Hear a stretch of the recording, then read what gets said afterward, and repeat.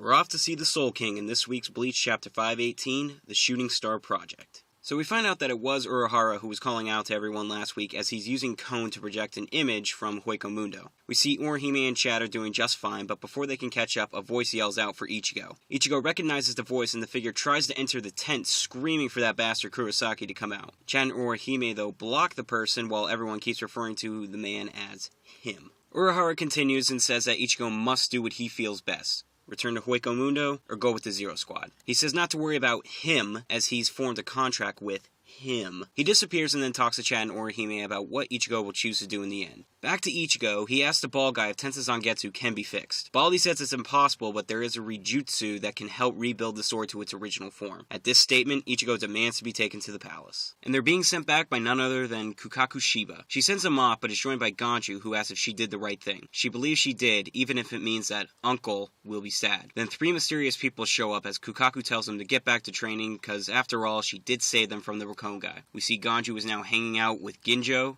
Tsukishima, and Giriko, the Fullbringers.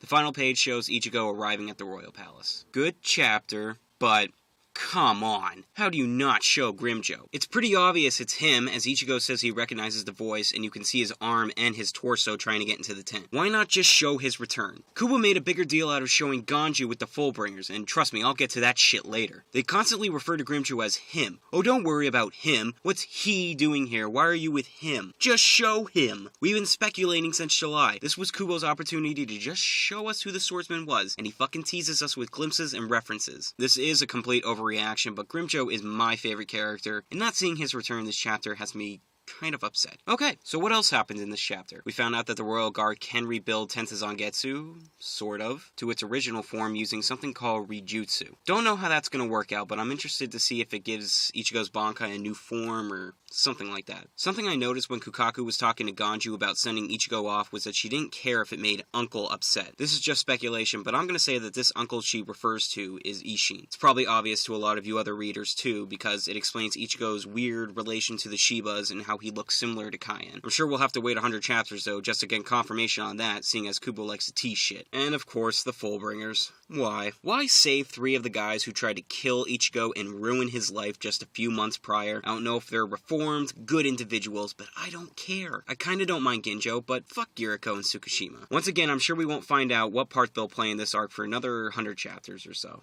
Okay, so for my questions of the week, who do you think Kukaku is referring to when she mentioned their uncle? Do you agree with me and think it's Ishin, or just someone completely different? Also, do you think the Fullbringers have gotten stronger and are going to play a bigger role in this arc? Overall, despite only being teased Grimmjow, I enjoy seeing Urahara once again, Ichigo making it to the Royal Palace, and even though I'm not a fan of them, I'm interested to see what the Fullbringers are going to bring to the table. That's it for this week. Remember to leave your thoughts on the chapter and answers to my questions in the comments below. Like and subscribe for more weekly Bleach chapter reviews, and I'll be back next week for 519. Peace.